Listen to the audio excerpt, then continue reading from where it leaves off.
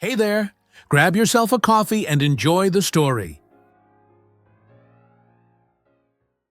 Grace Williams stood at her kitchen counter, carefully packing the last container of homemade lasagna into the insulated bag. The aroma of fresh basil and melted cheese filled the air, mixing with the vanilla scent of the candles she always kept burning. At 35, she had mastered the art of creating a perfect home, something she took pride in, especially since marrying James 6 months ago. "Almost ready, honey?" James's voice floated from the living room, where he was gathering his keys and wallet. "Just finishing up," Grace called back, tucking a freshly baked loaf of bread beside the pasta. Her hands moved with practiced efficiency, a ritual she'd performed every Saturday morning for the past 4 months. James appeared in the doorway, his tall frame filling the space. Even after half a year of marriage, Grace's heart still skipped when she looked at him. Those warm brown eyes, the slight stubble on his jaw, the way his dark hair fell perfectly across his forehead. He was everything she'd dreamed of finding at this stage in her life. "You don't have to go to so much trouble every week," he said, wrapping his arms around her waist from behind. "Caroline would understand if we skipped a week." "Dit." Grace leaned into his embrace, feeling the familiar comfort of his chest against her back. "Your sister needs us right now. Being sick and alone in that old house, it's the least I can do." She felt James tense slightly, his arms tightening around her for just a moment before he released her and stepped back. "You're amazing. You know that?" His voice carried an odd note, gratitude mixed with something else she couldn't quite identify. "It's just food, James. Family takes care of family." Grace zipped the bag closed and turned to face him. "Are you sure I can't come with you today? I'd love to finally meet Caroline properly." The change in his expression was subtle, but unmistakable. His eyes darted away, focusing on the clock above the stove. She's not up for visitors yet.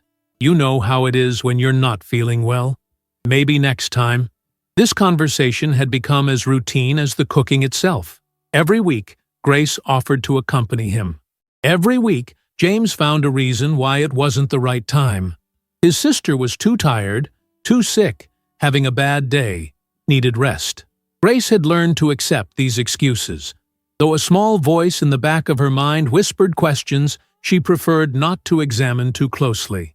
Their relationship had begun like a fairy tale. They'd met at a charity auction where Grace was volunteering and James was representing his company. He'd bid an outrageous amount on her homemade dinner package, claiming later that he'd known from the moment he tasted her sample appetizers that he had to know the woman behind the food. "You cook with love," he'd told her on their first real date, savoring every bite of the meal she'd prepared. "I can taste it in every ingredient." Those early days had been intoxicating. James was attentive, romantic, thoughtful in ways she'd never experienced. He remembered small details, her favorite flowers, how she liked her coffee, the songs that made her smile. He talked about their future with certainty, as if he'd been waiting his whole life to find her. The wedding had been small, but perfect, just close friends and family in a garden ceremony. Grace had worn her grandmother's pearl necklace and carried sunflowers, her favorite. James had cried when she walked down the aisle, not bothering to hide his tears. But something had shifted these past few months. The change was gradual, like watching summer fade into autumn. James still kissed her goodbye each morning, still held her hand during their evening walks, still told her he loved her. But there was a distance now, a preoccupation that hadn't existed before. It had started around the time Caroline had fallen ill. James had mentioned his younger sister lived about an hour away, in a house their parents had left her. She'd been diagnosed with something chronic. James was vague about the details, saying Caroline was private about her health, but she needed help, and as her only sibling, James felt responsible. Grace had offered immediately to help. She'd suggested they both visit, bring meals, help with housework, but James had insisted it would be better if he went alone at first. Caroline was proud, he'd explained, embarrassed about her condition. She needed time to adjust to accepting help. That was 4 months ago. Now, the Saturday visits had become sacred, untouchable. James would leave mid-morning and return by evening, often quiet and contemplative. When Grace asked about Caroline, his answers were brief. She was hanging in there. Good days and bad days. Grateful for the food. Sometimes Grace found herself studying her husband when he didn't know she was watching. The way he'd stare out the window, lost in thought. The slight frown that creased his forehead when his phone buzzed. The careful way he'd check his messages, angling the screen away from her view. Earth to Grace. James's voice pulled her from her thoughts. He was standing by the door now, the food bag in his hand. "You okay? You seemed a million miles away." She forced a smile. "Just thinking about my to-do list for today. Martha's coming over later to help me with the garden." "That's nice." James shifted the bag to his other hand, keys jingling. "I should be back by 6. Maybe we can grab dinner out tonight? That new Italian place you mentioned?" "I'd like that." Grace moved to kiss him goodbye, noting the way he turned slightly so her lips met his cheek instead of his mouth. Another small change, another tiny distance. After he left, Grace stood at the window watching his car disappear down the street. The house felt too quiet, too empty. She tried to shake off the unease that had been growing week by week, told herself she was being paranoid. Marriage was an adjustment. Everyone said so. And James was dealing with family stress, worry about his sister. But as she turned away from the window, her eyes fell on their wedding photo on the mantel. The man in that picture had looked at her like she was his whole world. The man who'd just left seemed to be carrying the weight of secrets she couldn't begin to understand. The following Saturday arrived with unusual warmth for October. Grace woke early, as she always did on these mornings, but something felt different. James was still asleep beside her, one arm thrown across the pillow where she'd been lying. In the soft morning light, she could see the tension that lived in his face even in sleep, the slight furrow between his brows, the tight line of his jaw. She slipped out of bed quietly and padded to the kitchen. The routine was so familiar now, she could do it with her eyes closed. Chicken pot pie today, with her secret ingredient of fresh thyme from the garden. As she rolled out the pastry, her mind wandered to the conversation she'd had with Martha yesterday. "Have you ever actually seen a picture of this sister?" Martha had asked, pulling weeds from between the rose bushes. "Met any of her friends? Talked to her doctor?" Grace had bristled at the questions. "Why would I need to? James isn't the type to lie about something like that." Martha had given her a look, the same one she'd worn when Grace dated that disaster of a man in college. "I'm not saying he's lying. I'm just saying 6 months of marriage, and you've never met his only sibling. That's odd, Grace. Even for a private person." The conversation had haunted her all night. This morning, as she crimped the edges of the pie crust, she made a decision. Today would be different. Today, she wouldn't just accept another excuse. James appeared in the kitchen around 9, hair disheveled, wearing the old college t-shirt he slept in. He moved directly to the coffee maker, his movements automatic, practiced. "Morning, beautiful," he murmured, not quite meeting her eyes. "Morning." Grace slid the pie into the oven and turned to face him. "James, we need to talk." Something flickered across his face. Alarm? Guilt? It was gone before she could identify it. About what? He poured his coffee, added exactly 1 spoon of sugar, stirred counterclockwise 3 times. Everything about him was precise, controlled. About Caroline, about these visits. Grace took a breath, steadying herself. "I want to come with you today." James set his mug down carefully, too carefully. "We've discussed this. She's not ready for—" "It's been 4 months." Grace heard the edge in her own voice. 4 months of cooking for someone I've never met. 4 months of you leaving every Saturday. Coming back different, quieter, sadder. She's sick, Grace. Of course I'm affected by— Then let me help. The words burst out louder than she'd intended. Let me be there for both of you. That's what wives do. That's what family does. James turned away, gripping the edge of the counter. His knuckles were white. You don't understand. Then help me understand. Grace moved closer, placed a hand on his arm. Whatever it is, whatever you're dealing with, we're supposed to face it together. That's what marriage means. For a moment, she thought he might tell her. His shoulders sagged, and he leaned into her touch. But then his phone buzzed on the counter, and she saw him glance at the screen. His whole body tensed. "I can't do this right now," he said, pulling away. "Caroline's expecting me. The food will keep for an hour." Grace's voice was steady, but her heart was racing. "Talk to me." "Please." James grabbed his phone, shoved it in his pocket. "There's nothing to talk about. My sister is sick. I'm helping her. That's it." "Then why can't I meet her? Why can't I even call her? Why do you act like you're carrying the weight of the world every time you come back?" "Because you don't." He stopped himself, jaw clenching. "I need to shower. I'm running late." He left the kitchen without another word. Grace stood there, trembling slightly, anger and hurt warring in her chest. She heard the shower start upstairs, the pipes groaning in the old house. Her eyes fell on James's jacket, draped over a kitchen chair. His wallet was visible in the inside pocket. Before she could think too hard about it, she reached for it, just to look, just to see if there was anything. A prescription, a doctor's card, anything that might explain. The wallet was ordinary. Credit cards, driver's license, some cash. But tucked behind his insurance card was a small piece of paper. An address, written in James's careful handwriting. Not the address he'd mentioned once when talking about Caroline's house. This was different, closer, only about 20 minutes away. Grace stared at the paper, her mind racing. Why would James have a different address? Why keep it hidden in his wallet? The shower shut off upstairs. Quickly, she memorized the address and replaced everything exactly as she'd found it. Her hands were shaking as she returned to the stove, stirring a pot that didn't need stirring. James reappeared 30 minutes later, dressed and ready to leave. His movements were brusque, efficient.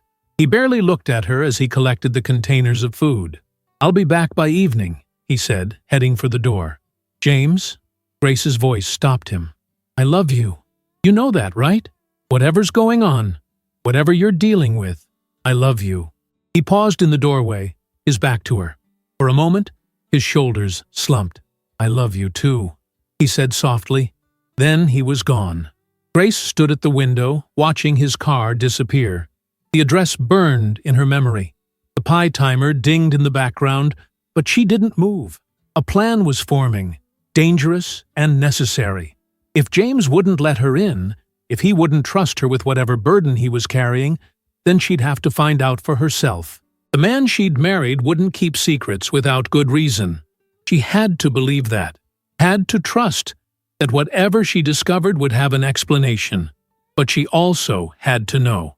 The not knowing was eating her alive, creating cracks in the foundation of their marriage. Next Saturday, she'd follow the address. She'd see for herself what James was really doing, who he was really visiting. The thought terrified her, but not as much as the growing distance between them. Not as much as the fear that the man she'd married was becoming a stranger. As she finally moved to take the pie from the oven, Grace caught her reflection in the window. She looked older, worry lines creasing her forehead. When had that happened? When had their fairy tale started to unravel? She set the pie on the cooling rack, the familiar motions of cooking soothing her racing thoughts. Whatever happened next Saturday, whatever truth she uncovered, she'd face it. She had to. Because living with secrets, living with doubt, that was no way to live at all. The week crawled by with agonizing slowness. Grace went through the motions of her daily life. Work at the library, coffee with Martha, evening walks with James, but her mind was elsewhere. The address haunted her dreams. 22 Maple Grove Lane. She'd looked it up online, found a street view of a modest 2-story house with a small yard. Nothing special. Nothing that explained the weight her husband carried. James seemed oblivious to her distraction, or perhaps he was too lost in his own thoughts to notice. Their conversations had become surface level, polite exchanges about work and weather. At night, he held her, but it felt mechanical, like he was following a script of how a husband should behave. By Friday evening, Grace had made up her mind. She'd wait until James left, give him a 15-minute head start, then follow. She'd park a few houses away, approach carefully, just to see, just to understand. "You're quiet tonight," James observed over dinner. They were eating takeout Chinese. Grace hadn't felt like cooking. "Just tired," she replied, pushing rice around her plate. "Long week at the library." He nodded, accepting the lie easily. Too easily. The old James would have pressed, would have asked about her day, would have noticed she'd barely touched her food. That night, she lay awake beside him, listening to his breathing. In sleep, he murmured words she couldn't make out, his hand reaching for something that wasn't there. She wanted to shake him awake, demand answers. Instead, she stared at the ceiling until dawn crept through the curtains. Saturday morning arrived gray and drizzling. Grace prepared the food mechanically, a casserole this time, easy to transport. Her hands shook as she sealed the containers. James appeared in the kitchen earlier than usual, already dressed. "Looks like rain all day," he said, peering out the window. "Maybe I should skip this week. Caroline would understand." "No!" The word came out sharper than Grace intended. She softened her voice. "I mean, she's counting on this food. And you. Don't let a little rain stop you." He looked at her strangely. "You're right. Of course." He collected the containers, his movements hurried. "I might be back earlier today. The weather." "Take your time," Grace said. "I'll be fine. Martha might stop by later." Another lie. She'd told Martha she needed the day to herself. James kissed her cheek, that careful, distant gesture that had replaced their once passionate goodbyes. "Love you," he said automatically. "Love you too." She watched from the window as his car backed out of the driveway. The rain had picked up, droplets racing down the glass like tears. Grace counted to 900. 15 minutes exactly, then grabbed her keys and raincoat. The drive to Maple Grove Lane took 18 minutes. Grace's heart pounded the entire way. She'd never done anything like this before. Never spied, never sneaked, never doubted her husband enough to follow him. But the secrets had grown too heavy, the distance too wide. She found the street easily, drove past number 22 slowly. James's car was parked in the driveway. The house looked even smaller in person, with toys scattered on the front porch. Toys. Why would Caroline have toys? Grace parked 3 houses down and sat for a moment, gathering courage. The rain drummed on the roof of her car. She could still leave. Still pretend she'd never come here. Still accept whatever story James told her. But she knew she couldn't live with the not knowing anymore. She got out of the car, pulling her hood up against the rain. Her feet moved of their own accord, carrying her down the sidewalk. As she approached the house, she could see through the large front window. The curtains were partially open, offering a clear view inside. What she saw stopped her cold. James was sitting on a couch, but he wasn't alone. A woman sat beside him, younger, pretty, with long auburn hair. And on James's lap was a child, a little girl with dark curls like his, giggling as he bounced her on his knee. Grace couldn't breathe. The world tilted sideways. She watched as the child threw her arms around James's neck, heard her high, sweet voice carry through the window. "Daddy? Daddy? Look what I drew!" "Daddy." The word hit Grace like a physical blow. She stumbled backward, her vision blurring. This couldn't be real. This couldn't be happening. James didn't have a child. He would have told her. He couldn't have hidden something this enormous. But the evidence was right there, undeniable. The way he held the little girl, natural and practiced. The way she called him Daddy with such easy familiarity. The way the woman, the child's mother, smiled at them both with comfortable domesticity. Grace's legs gave out.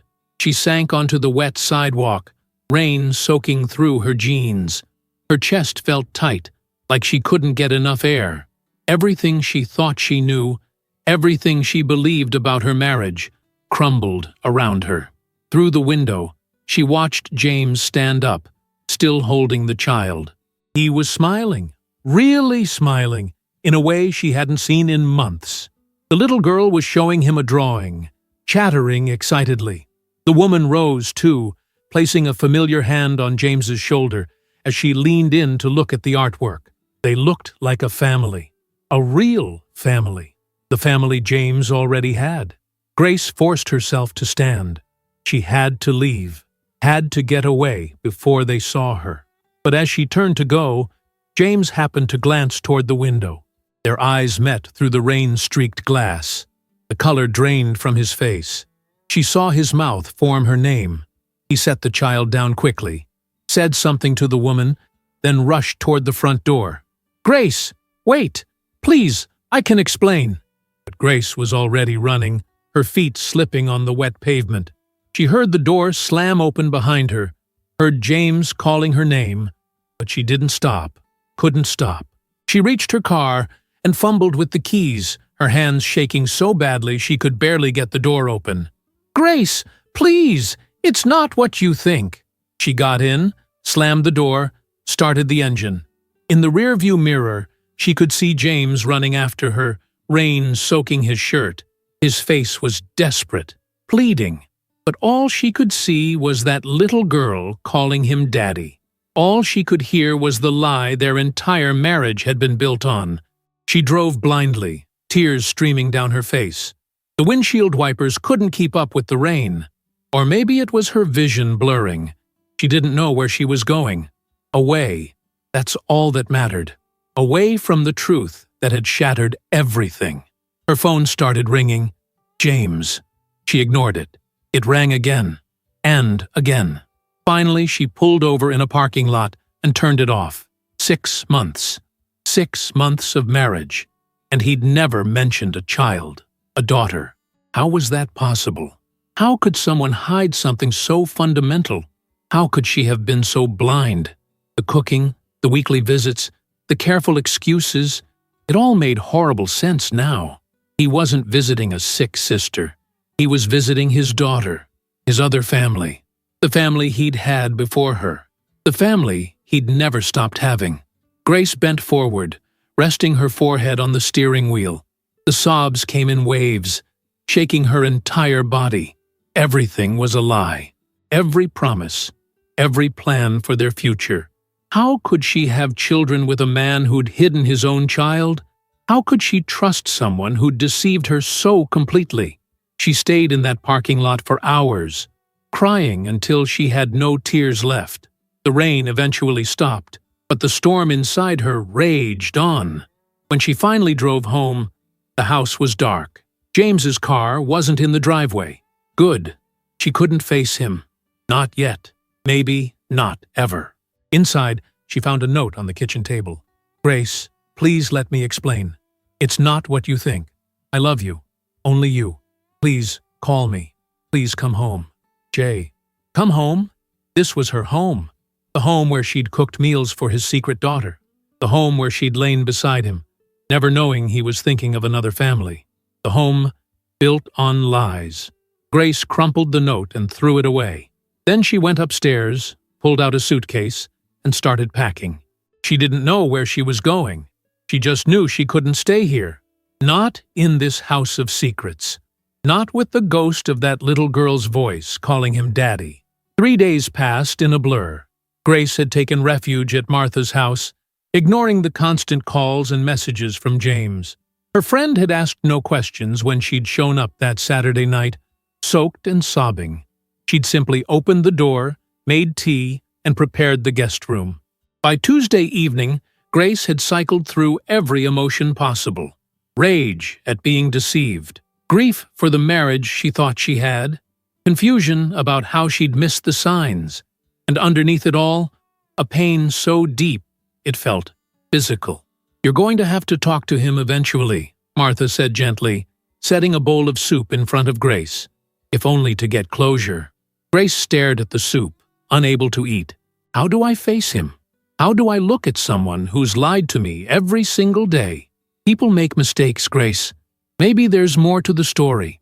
He has a daughter. The words still felt foreign in her mouth. A daughter he never mentioned. That's not a mistake. That's a calculated deception. Her phone buzzed on the table. Another text. She'd stopped reading them after the first dozen. They all said variations of the same thing. Please, let me explain. It's not what you think. I love you. But he'd also loved her enough to hide an entire child. What else might he be hiding? That night, unable to sleep, Grace finally scrolled through the messages. One stood out, not from James, but from an unknown number. Hi, Grace. This is Caroline, James's sister. I know you don't know me, but I need to talk to you. James doesn't know I'm reaching out. Please, if you care about him at all, let me explain what you saw. I can meet you anywhere. Please. Grace stared at the message. The sister. The supposedly sick sister who James had been visiting all these months. Except now, Grace knew that was a lie too. Or was it? Nothing made sense anymore. Before she could talk herself out of it, she typed back, tomorrow, 2 p.m., the coffee shop on 3rd Street. The response came immediately. Thank you. I'll be there. The next afternoon, Grace arrived at the coffee shop early. She chose a corner table, ordered a tea she didn't want, and waited. Her hands trembled slightly as she lifted the cup. A woman entered the shop, scanning the room. She was younger than Grace, early 30s, with James's dark hair and similar features. This had to be Caroline. She looked nervous as she approached the table. Grace? She asked tentatively. I'm Caroline. Thank you for meeting me. Grace nodded, not trusting her voice. Caroline sat down, clasping her hands on the table. I know you're hurt, Caroline began, and you have every right to be. James? He's made a mess of everything. But before you make any decisions, you need to know the truth. All of it. The truth? Grace's voice was bitter. You mean the truth about his daughter? The child he forgot to mention when he married me? Caroline winced. Sophie. Her name is Sophie. And yes, she's James's daughter. But the woman you saw, Amanda, they're not together. Haven't been for years. Then why? Please let me explain from the beginning. Caroline took a breath. James and Amanda dated briefly about 5 years ago. It was a rebound relationship after his college girlfriend broke his heart. When Amanda got pregnant, James tried to make it work, but they were completely wrong for each other. They split when Sophie was 6 months old. Grace listened, her tea growing cold. James has been a devoted father, Caroline continued. He has Sophie every other weekend and one evening a week. The Saturday visits, those were his time with her. But when he met you, he panicked. Panicked? About what? Caroline's eyes were sympathetic. His last serious relationship ended when the woman found out about Sophie. She couldn't handle dating someone with a child. James was devastated.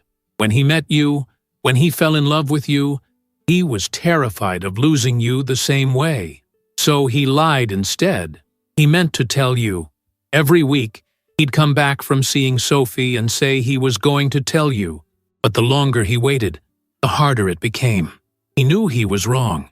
He knew he was being a coward. But he loved you so much, and the fear of losing you. Grace felt tears welling up. I never gave him any reason to think I wouldn't accept his daughter. I know, and he knows that now. But fear makes people do stupid things. Caroline leaned forward. Grace, I've never seen my brother as happy as he's been with you, and I've never seen him as destroyed as he's been these past few days. He hasn't eaten, hasn't slept. He just sits in Sophie's room, crying. Sophie's room? At his apartment, the one he kept after you got married. He couldn't figure out how to explain why he needed to keep it, so he's been paying for it secretly.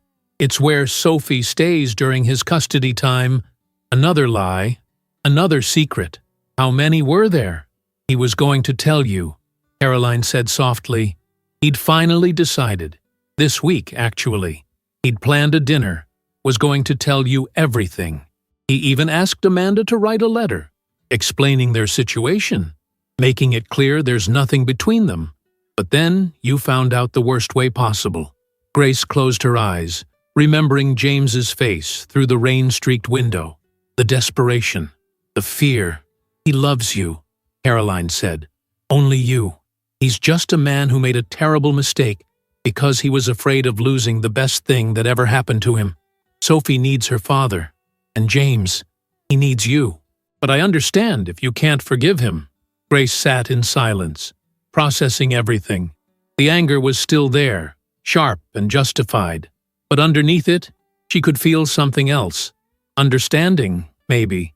She thought of James's distance these past months, the weight he'd carried.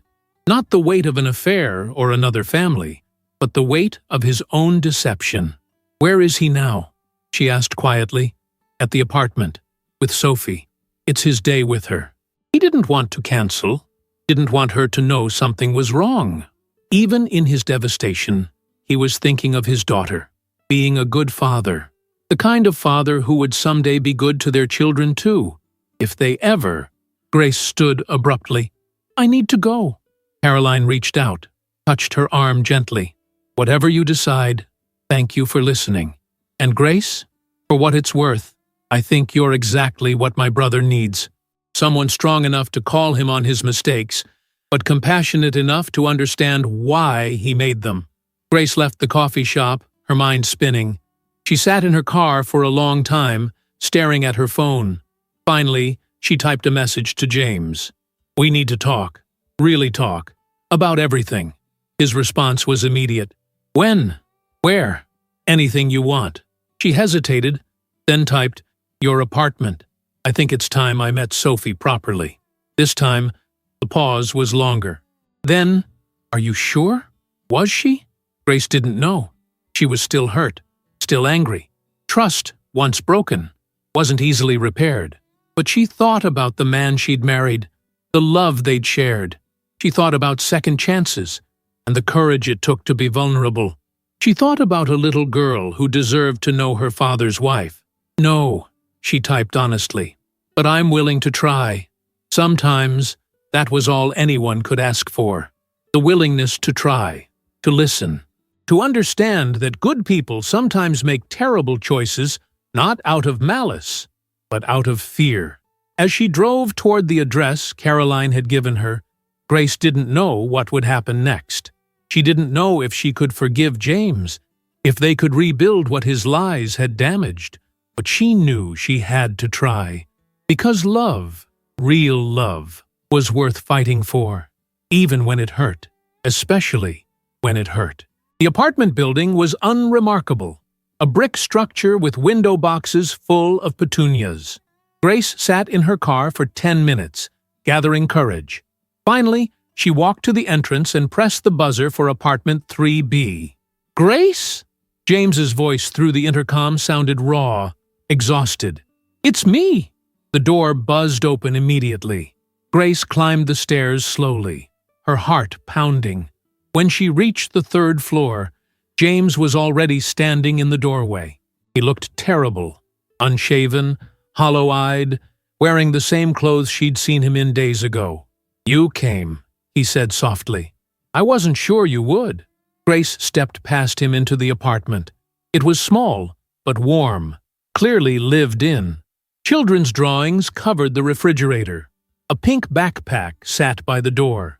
Toys were scattered on the coffee table. This was the part of James's life she'd never seen. "Where is she?" Grace asked. "In her room, playing. I haven't told her anything's wrong. Didn't want to upset her." Grace nodded, looking around. Photos covered one wall. James with a little girl at various ages. Birthday parties. Christmas mornings. First day of school. A whole life documented. A life hidden from her. "Why?" The word came out broken. "Why didn't you trust me?" James sank onto the couch, head in his hands. "I was scared. When Rachel left me because of Sophie, I thought I couldn't go through that again. And then I met you, and you were everything I'd ever wanted. The thought of losing you. So you lied to me. For 6 months. I know. God, I know. Every day I wanted to tell you. Every single day. But the longer I waited, the worse it got. I kept thinking, if I could just find the right time, the right way, There's no right way to admit you've been lying since the day we met. James flinched. You're right. There's no excuse. I loved you so much. Love you. Present tense. And I was a coward. Before Grace could respond, a small voice called from down the hall, Daddy? Who are you talking to? A door opened, and the little girl from the window appeared. Up close, the resemblance to James was even stronger. Dark curls, brown eyes, dimpled chin. She was wearing a purple tutu over jeans, a fairy wand in one hand. She stopped when she saw Grace, suddenly shy. Sophie, James said gently, this is Grace. Remember I told you about her? Sophie nodded, studying Grace with serious eyes. Your daddy's special friend, the one who makes the yummy food. Grace's throat tightened. Even this child knew about the food she'd thought was for a sick sister. That's right, Grace managed. I like cooking. Sophie brightened. Daddy says you make the best cookies in the world. Better than store cookies. Do you really? Despite everything, Grace found herself smiling slightly. I try. Could you teach me? Daddy burns everything, even toast. Hey, James protested weakly. I don't burn everything. Yes, you do, Sophie said matter-of-factly. She moved closer to Grace. One time he tried to make pancakes, and the smoke thingy went beep, beep, beep, and Mrs. Johnson next door came to check if we were on fire. Grace couldn't help but laugh. A small, surprised sound. Sophie beamed at her. I like your laugh, the little girl said. Daddy said you have a pretty laugh. He says lots of nice things about you. Grace looked at James, who was watching them with such naked hope it hurt to see. Sophie, he said, why don't you show Grace your drawings while I make some tea? Okay, come on, Grace.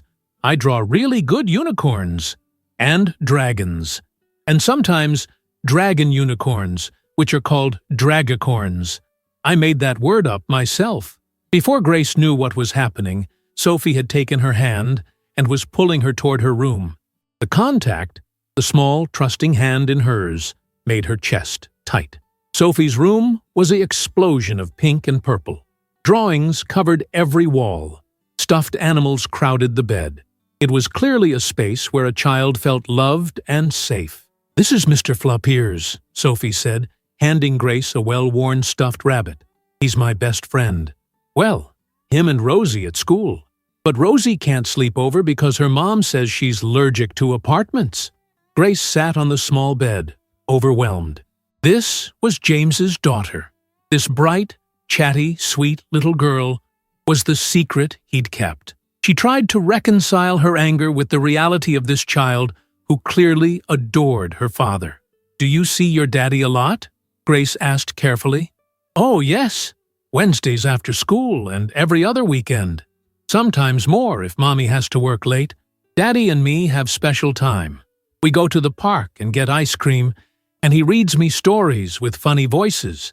Sophie pulled out a stack of drawings, spreading them on the floor. This is me and Daddy at the zoo. This is us making a snowman. This one's at the beach. Oh, and this one. She held up a drawing of 3 figures. A tall man, a little girl, and a woman with yellow hair. This is Daddy and me and my maybe new mommy. Grace's breath caught. Your what? Daddy said maybe someday I might get a new mommy. Not a replacement mommy, Sophie said seriously. I already have a mommy. But an extra mommy. He said she's really nice and makes good food and has a pretty smile. That's you, right? The innocent words hit Grace like a physical blow. James had talked to his daughter about her, had imagined a future where they were a family, while lying to her about Sophie's very existence. I don't know, Grace said honestly. Sophie looked troubled. Don't you want to be my extra mommy? I'd be really good. I already know how to brush my teeth and tie my shoes, and I only need 1 story at bedtime. Sometimes 2, but never more than 3. Promise. Grace felt tears threatening. This little girl was already planning a life with her, already accepting her, while she'd been kept in the dark about everything. James appeared in the doorway, holding a tea tray. He took in the scene, Sophie showing her drawings, Grace sitting on the bed, looking overwhelmed. "Sophie, sweetie, why don't you play in the living room for a bit? I need to talk to Grace." "Okay, but Grace, you'll look at more drawings later, right? I have lots more. I draw every day." "Of course," Grace said softly.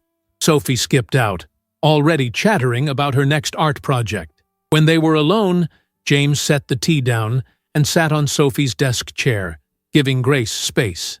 "She's wonderful," Grace said, voice thick. "She is. She's the best thing I've ever done. Her and marrying you." "Don't," Grace stood abruptly. "You don't get to say things like that. Not when you kept her from me. Not when you made me an outsider in your life. You're right. I'm sorry. James ran his hands through his hair. "When I bought her that rabbit, Mr. Floppiers, she was 2. She carried it everywhere. When I taught her to ride a bike, she fell 5 times but kept getting back on. When she had nightmares, she'd call for me, even at Amanda's house. I've been there for every moment, Grace. Every scraped knee, every birthday, every bedtime story, and I wanted to share all of that with you. I just didn't know how. You start with the truth. You say, 'I have a daughter.' It's that simple. Is it? Because the last woman I told ran away. And you were different. You were everything. The thought of seeing that look in your eyes, the one you have right now, disappointment, betrayal, I couldn't bear it. So instead you guaranteed it would happen by lying?" James was crying now, silent tears running down his face. "I know. I destroyed everything because I was trying to protect it. The irony isn't lost on me." From the living room, they could hear Sophie singing, some made-up song about dragicorns and rainbows. The sound was so innocent, so joyful. "What did you tell her about me?" Grace asked. "Your maybe new mommy?" James wiped his eyes. "The truth, that I'd met someone special, that I loved her very much, that maybe someday she'd be part of our family. Sophie's been asking to meet you for months. While you were telling me you were visiting your sick sister, Caroline covered for me. She didn't want to, but I begged her. Another mistake. Another person I pulled into my lies." Grace sat back down, suddenly exhausted. "I don't know if I can get past this, James. I want to. Part of me wants to. But trust, once it's broken, I know. I'll do anything. Therapy, complete transparency. Whatever you need. I'll spend the rest of my life earning back your trust, if you'll let me." From the doorway, Sophie's voice piped up. "Are you sad, Daddy? And Grace?" They both turned. Sophie stood there, clutching Mr. Floppiers, looking worried. "We're okay, sweetheart," James said. "Just talking about grown-up stuff." Sophie patted over to Grace. "When I'm sad, Mr. Floppiers helps. Do you want to hold him?" The simple kindness of the gesture broke something in Grace. She took the stuffed rabbit, and Sophie climbed up beside her. "Daddy cries sometimes," Sophie said matter-of-factly. "Usually when he thinks I'm asleep. But I hear him. I think he misses you." Grace looked at James over Sophie's head. He looked raw, exposed, all his defenses gone. "I miss him too," Grace admitted quietly. Sophie brightened. "Then why don't you just be together? That's what people do when they miss each other. Like when I miss Mommy at Daddy's house, I go home. And when I miss Daddy at Mommy's house, I come here. Easy. If only it were that simple. If only adult relationships could be solved with the pure logic of a 4-year-old. But maybe, Grace thought, looking at this little girl who'd already accepted her, already made space for her in her life, maybe it didn't have to be as complicated as adults made it. Maybe love, real love, was worth the risk of being hurt. Maybe families came in all forms, even ones built on shaky foundations that needed repair. "It's not that easy for grown-ups," Grace said gently. "Why not? Why not, indeed? Because of pride, fear, the need to punish, or because some betrayals really were too big to overcome?" Grace didn't have the answer. Not yet. But sitting there, holding a stuffed rabbit, with a little girl's head against her shoulder and the man she loved watching with desperate hope, she thought maybe, just maybe, She could find a way forward. Not today. Not all at once. Trust would have to be rebuilt brick by brick. But perhaps the foundation was worth saving. A week passed. Grace returned to their house, but James stayed at the apartment. They'd agreed to give each other space, to think clearly without the heightened emotions of that first confrontation. Grace slept poorly in the empty bed. Some nights, she woke angry, reliving the moment of discovery. Other nights, she missed James's warmth beside her, the steady sound of his breathing. In the morning stillness, she'd run her fingers over his pillow, remembering. Martha had been supportive, if unsentimental. He screwed up, she'd said bluntly. Royally screwed up. But the question isn't whether he made a mistake. He did. The question is whether the life you could have together is worth the work of rebuilding. The question haunted Grace. In the quiet house, surrounded by wedding photos and shared memories, she tried to imagine two futures, one where she walked away and one where she stayed. Both terrified her. She found herself thinking about Sophie often, the eager way she'd shown her drawings, the innocent offer of her treasured stuffed animal, the pure logic of her child's perspective on missing someone. In just one meeting, Sophie had found a place in Grace's heart. It was Wednesday evening when Grace's phone rang, James's number. Their conversations since that day at the apartment had been limited to practical matters, plans for counseling, arrangements for retrieving belongings. Hello? Her voice was guarded. Hi, I'm sorry to call, but there's a situation. James sounded tense. Sophie's with me for the evening, but Amanda just called. Her mom's in the hospital. Sudden appendicitis.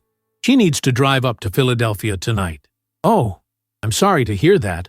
Grace waited, sensing there was more. The thing is, Amanda doesn't want to disrupt Sophie's routine. I'd keep her overnight, but I have that early meeting tomorrow I can't reschedule, and the child care center doesn't open until 8.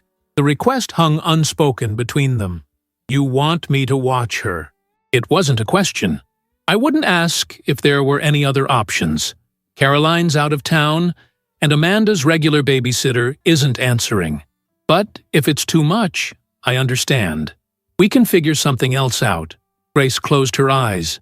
This was happening so fast. She'd only met Sophie once. Was she ready for this responsibility? This intimacy with the child at the center of their conflict? Grace, are you still there? I'll do it, she heard herself say. What time do you need me? An hour later, Grace stood in the doorway of the apartment, watching as James explained the situation to Sophie. The little girl was eating mac and cheese at the kitchen table, Mr. Floppier's propped beside her plate. So Mommy has to go help Grandma feel better, and you'll stay with me tonight. But tomorrow morning, Grace is going to come take you to school, because I have a super important work thing. Sophie looked up, her face brightening when she saw Grace. Grace, you came back. Do you want to see my new drawings? I made more dragacorns. And a princess castle. I'd love to, Grace said, stepping inside. She felt James watching her, his eyes filled with gratitude and something more complex. Thank you for this, he said quietly, as Sophie ran to her room to collect her artwork. I wouldn't have asked if... I know. Grace set down her purse, trying to appear more confident than she felt. What's her morning routine like? What time does she need to be at school? James walked her through the details. Wake-up time, breakfast preferences, the location of the school, the teacher's name. As he spoke, Grace realized he was showing her a part of himself she'd never seen.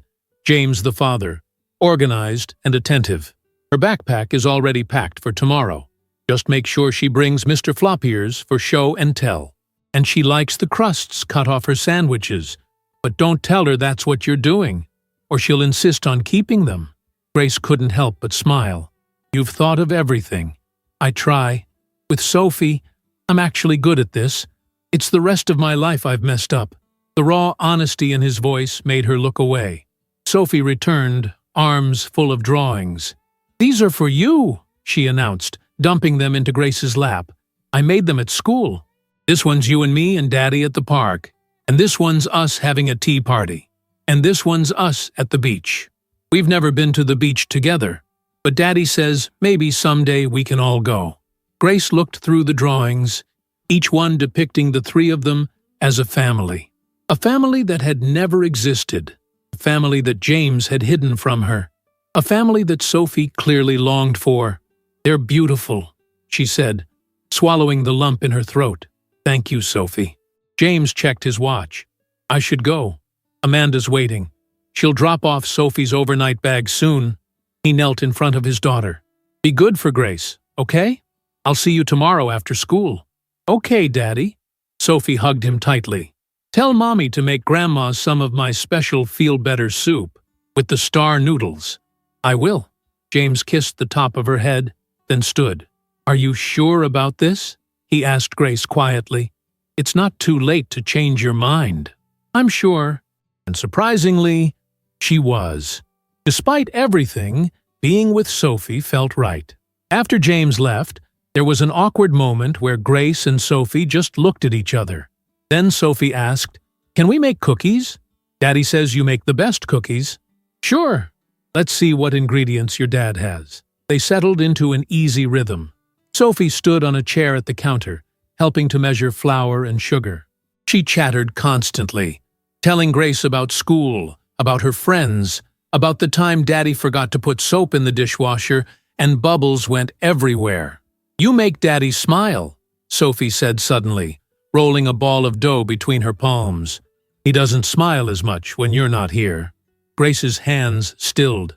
Did he tell you that? No, but I can tell. He looks at your picture on his phone a lot, and sometimes he calls your name when he's sleeping on the couch. He sleeps on the couch? Sophie nodded. Matter of fact, he says the bed is too big without you. The simple truth of it, from a child's perspective, hit Grace hard. James missed her, as much as she missed him. Later, after the cookies were baked, and Sophie's overnight bag had been delivered by a hurried, grateful Amanda, Grace sat on the edge of Sophie's bed for story time. The little girl had insisted on 3 books, each with elaborate voices that Daddy always does. Grace did her best, earning giggles of approval from Sophie. As she finished the last story, Sophie snuggled down with Mr. Floppers. Grace? She asked sleepily. Yes, sweetie? Are you and Daddy having a fight? Is that why you don't live here? The question caught Grace off guard. She searched for an age-appropriate response that wasn't a lie. She'd had enough of lies. Your daddy and I are working through some grown-up problems, she said carefully. But we both care about each other very much. Is it because of me? Mommy and Jack had a fight because of me once. He didn't want to be a daddy to someone else's kid. Grace's heart clenched. She sat on the bed, pulling Sophie into a hug. No, sweetheart, it's absolutely not because of you. You're wonderful, and any person would be lucky to know you. But you were mad when you found out about me. Daddy said so. I was surprised, Grace admitted. And yes, I was upset, but not about you. I was upset that your daddy didn't tell me about you sooner. I would have loved to know you from the very beginning. Sophie considered this, eyes serious in the dim glow of her nightlight. Daddy was scared you'd go away if you knew about me, like Rachel did. Rachel didn't like kids. Well, Rachel was wrong, and your daddy was wrong to think I'd feel that way. Grace brushed a curl from Sophie's forehead. The truth is, getting to know you has been the best part of this whole hard situation. Sophie smiled sleepily. So you're not going away forever? It was the question Grace had been asking herself all week, the question that had kept her awake at night, the question with no easy answer. I don't know yet, she said honestly, but whatever happens between me and your daddy, I'd like to be your friend. If that's okay with you? More than friends, Sophie murmured, eyes drifting closed. Family. Grace sat with her until she fell asleep, gently stroking her hair. In sleep, Sophie looked even more like James. The same stubborn chin, the same long eyelashes. After tucking the blankets around her, Grace moved quietly through the apartment, straightening up the kitchen, putting away toys. It felt so domestic, so natural, like an alternate version of the life she'd been living. the life she should have been included in from the beginning. She found herself in front of the photo wall, the chronicle of Sophie's life. James at the hospital, holding a newborn bundle. Sophie's first birthday, face covered in cake. Sophie on her father's shoulders at a pumpkin patch. So many moments. So many memories she wasn't part of. But there could be new memories. If she chose that path. If she found the strength to forgive. If she believed the future they could build would be stronger than the broken foundation they'd started on. Grace sank onto the couch, suddenly exhausted. The anger that had sustained her was fading, replaced by something more complex. Grief for what had been lost. Hope for what might still be possible. She must have fallen asleep, because the next thing she knew, sunlight was streaming through the window, and small hands were patting her face. "Grace! Wake up! It's school day, and we need to have breakfast, and I need to bring Mr. Bloppiers for show and tell." Grace blinked awake to find Sophie standing beside the couch, already dressed in a mismatched outfit of purple leggings and an orange shirt with a unicorn. "Good morning, Sophie," she managed, sitting up. "Did you dress yourself?" "Yep, I'm a big girl, but I need help with my hair. Daddy never gets the ponytail right. It's always bumpy." As Grace led her to the bathroom to fix her hair, she realized something had shifted overnight. The anger wasn't gone, but it had transformed into something softer, more nuanced. The future was still uncertain, the path unclear. But for the first time since discovering James's secret, she felt a glimmer of possibility. Not forgiveness, not yet, but the beginning of understanding. The recognition that love, all forms of love, was complicated and messy and worth fighting for. And that sometimes the families we build aren't the ones we planned for, but they're the ones we need. 2 weeks later, Grace sat in the waiting room of Dr. Felicia Bernard, marriage counselor. The space was designed to be soothing, soft lighting, plants, abstract art, but her anxiety persisted. This would be their 4th session together, and while they'd made progress, the hard work of rebuilding trust had only just begun. James arrived 5 minutes after her, looking harried. "Sorry I'm late. Traffic was terrible." Grace nodded, not meeting his eyes. Their relationship existed in this strange limbo now. Formal politeness cloaking deeper emotions, neither was ready to fully express. Dr. Bernard welcomed them into her office, where they took their usual positions on opposite ends of the couch.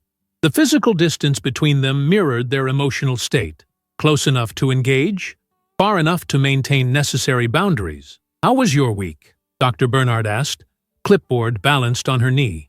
"I had Sophie for the weekend," James said. "We went to the park, made pizza from scratch." He hesitated, then added, "She asked about Grace again." Dr. Bernard looked at Grace. "How does that make you feel?" Grace twisted her wedding ring, which she'd put back on last week after their 3rd session. "Complicated. I've only seen her a handful of times, but she's already important to me. And you, James? How are you feeling about Grace's growing relationship with Sophie?" He exhaled slowly, grateful, terrified. "I keep waiting for the other shoe to drop." "What shoe is that?" "That Grace will decide it's all too much. The lies, the trust issues, the reality of being a stepmother." His voice wavered. "That I've damaged us beyond repair."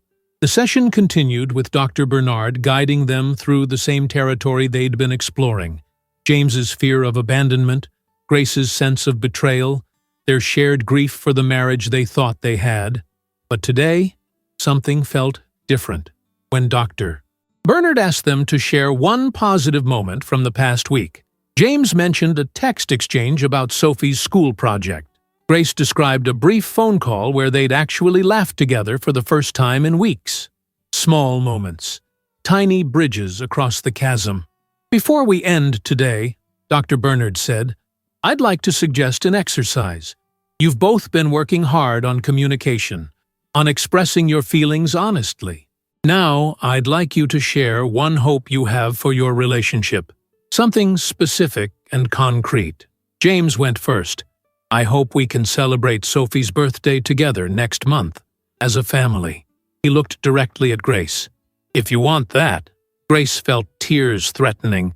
"I hope we can rebuild enough trust that I never have to wonder if there's something else you're not telling me." "That's exactly what I want," James said, his voice thick. "Complete transparency. No more secrets. Ever." Dr. Bernard smiled. "Good.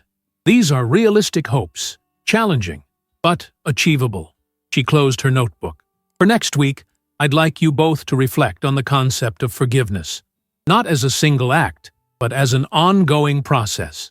Outside, the autumn sun was setting, casting long shadows across the parking lot. James walked Grace to her car, maintaining the careful distance that had become their new normal. "Thank you," he said suddenly, "for not giving up on us, for giving me a chance to make this right." Grace leaned against her car door. "I haven't decided yet. About us. I'm still processing everything." "I know, and I'll respect whatever you decide." He looked away, then back at her. "Sophie's school has a family night next Friday. Art projects, bake sale, that kind of thing. Amanda can't make it. Work trip. I was wondering if maybe—" "Yes," Grace said, before he could finish. "I'd like to go." His relief was palpable. "Thank you. It would mean a lot to her. To both of us." As James turned to leave, Grace called after him. "James, I'm having dinner with Amanda tomorrow. Just us." She reached out, thought it might help, clarify things. He looked surprised, but nodded. "That's good. I think that's good." The next evening, Grace met Amanda at a small Italian restaurant downtown. The woman who arrived was not what Grace had expected. Professional in a tailored suit, hair pulled back in a sleek ponytail, confident in her movements. She offered Grace a firm handshake before sitting down. "Thank you for agreeing to meet," Amanda said, arranging her napkin. "I know this is unorthodox. This whole situation is unorthodox," Grace replied with a wry smile. Amanda laughed, a genuine warm sound. "Fair point. Look, I'll be direct. I care about Sophie's happiness. And like it or not, her happiness is tied to James's happiness, which seems to be tied to you." Grace sipped her water. "We're working on things, in counseling." "Good. He needs that." Amanda studied her menu briefly, then set it aside. "I want you to know, there's nothing between James and me. Hasn't been for years. We co-parent, that's all."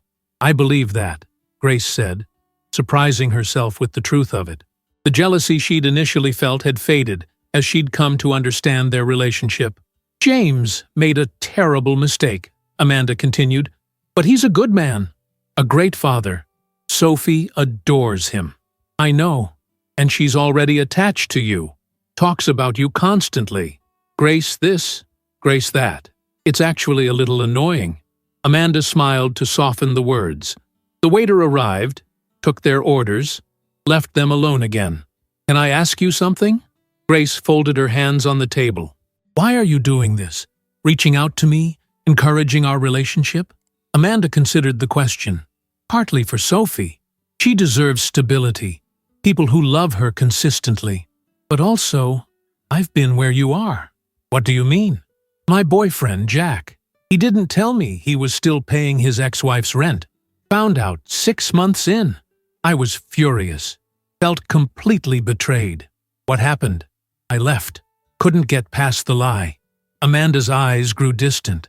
"Sometimes I wonder if that was the right choice, if we could have worked through it, been stronger for surviving the crisis." She refocused on Grace.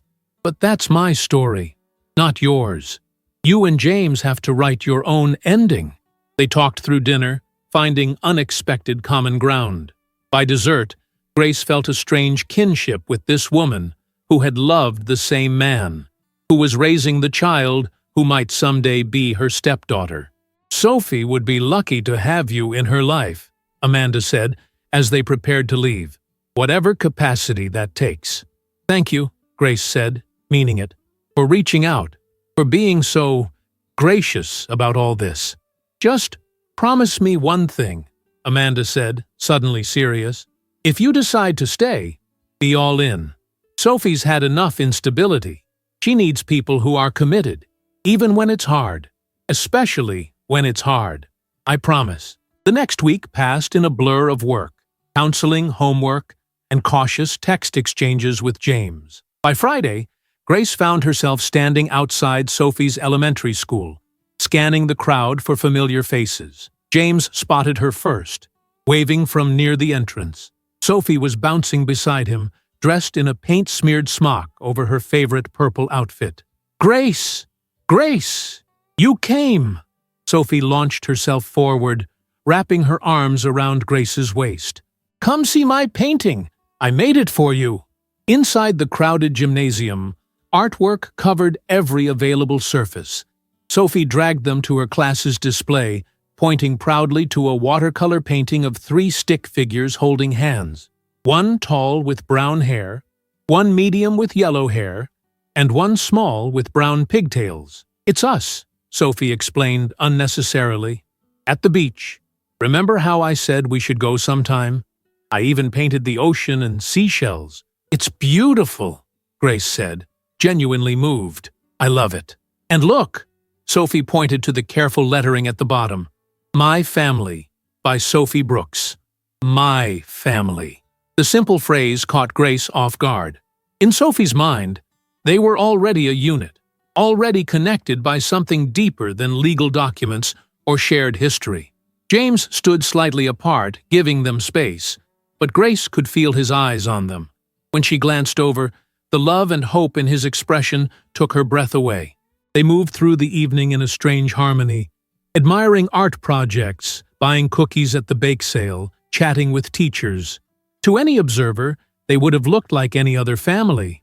Mother, father, daughter enjoying a school event together. The illusion of normalcy was both painful and tantalizing. This could be their life, if Grace chose it. Family nights, shared laughter, the privilege of watching Sophie grow. But it would also mean accepting that their beginning had been built on deception. "Ice cream?" James suggested after they'd seen everything. "There's that place around the corner Sophie loves." Sophie's eyes lit up. "Yes. Can we, Grace? Please?" How could she say no to that hopeful face? "Sure. Ice cream sounds perfect." At the ice cream shop, Sophie deliberated extensively before choosing rainbow sherbet with gummy bears. James got plain vanilla. Grace opted for mint chocolate chip. They found a booth in the corner. Sophie sandwiched happily between them. "This is the best day ever," Sophie announced, sherbet dripping down her chin. "My 2 favorite people. And ice cream." James handed her a napkin. "Glad you're happy, Soph. Are you happy too, Daddy?" James met Grace's eyes across the table. "Yes, I'm very happy right now. And you, Grace? Are you happy?" The question hung in the air. Sophie waited, spoon poised mid-air, while James looked down, giving Grace space to answer honestly. Was she happy? The pain hadn't disappeared. The trust was still fragile, under reconstruction. But sitting here, watching Sophie's face light up with each bite of ice cream, seeing the man she'd fallen in love with work so hard to make things right. Yes, there was happiness mixed with the hurt, a tentative joy growing among the healing wounds. "I am happy," she said softly. "Right now, in this moment, with both of you, I'm happy." The smile that broke across James's face was like the sun emerging after a storm. Sophie, satisfied with the answer, returned to demolishing her ice cream, oblivious to the significant exchange that had just happened. Later that night, after dropping off a sleepy Sophie at James's apartment, they stood awkwardly in the hallway. So much had changed, yet so much remained unresolved. "Thank you for coming tonight," James said. It meant the world to Sophie, and to me. Grace took a deep breath. "I've been doing a lot of thinking." "Oh?" His expression was carefully neutral, but she could see the tension in his shoulders. "What you did, hiding Sophie from me, it was wrong. It hurt me in ways I'm still discovering. And rebuilding trust will take time. Maybe a long time." "I know," he said quietly, "and I'll wait, however long it takes." "But," Grace continued, "I've realized something these past few weeks. Life isn't clean or simple. People make terrible mistakes for understandable reasons. And sometimes the family you end up with isn't the one you thought you were getting. James's eyes never left her face. What are you saying, Grace? I'm saying I want to come home. Really home. Not just physically. I want us to figure this out. All of us. You, me, Sophie, even Amanda in her way. I want to build something real, something honest. She'd never seen such naked hope in anyone's expression. Are you sure? Because if you're not ready, I'm not sure of anything, Grace admitted, except that I love you. And I'm starting to love Sophie. And I think that's enough to build on. James stepped toward her, hand extended. She took it, let him pull her into an embrace. The familiar scent of him, soap and coffee and home, brought tears to her eyes. I love you, he whispered into her hair. I will never lie to you again. Never keep anything from you, no matter how afraid I am. I swear it. Grace believed him, not with blind faith, but with the hard-won wisdom of someone who had seen both the worst and best of the person they loved. They would need boundaries, transparency, continued counseling. The road ahead would not be easy, but as she pulled back to look into his eyes, she knew it would be worth it. This imperfect, complicated, beautiful family they were creating, it was worth fighting for. I should go, she said. It's late, but I'll come over tomorrow. Help pack up some of your things. Maybe we could take Sophie to the park afterward. I'd like that, James said. We'd like that. As Grace drove home that night, to the house that would soon be their home again, she thought about second chances, about forgiveness not as a single moment, but as a choice made daily, about the family they could become. It wouldn't be the fairy tale she'd imagined when they'd met. It would be messier, more complex, with an extra helping of parent-teacher conferences and custody schedules and childhood milestones shared with another woman. But it would be real, and after everything, real was what she wanted most. What would you do in this situation? Could you forgive such a significant lie to build a new family based on honesty? Sometimes the greatest love stories aren't about perfect beginnings, but about the courage to start again after everything falls apart. If this story touched your heart, give it a like and subscribe to the channel. Also, comment the word trust if you've listened this far, and if you'd like to support the channel by buying me a coffee, check out the first pinned comment. Thanks for the coffee, and see you in the next story.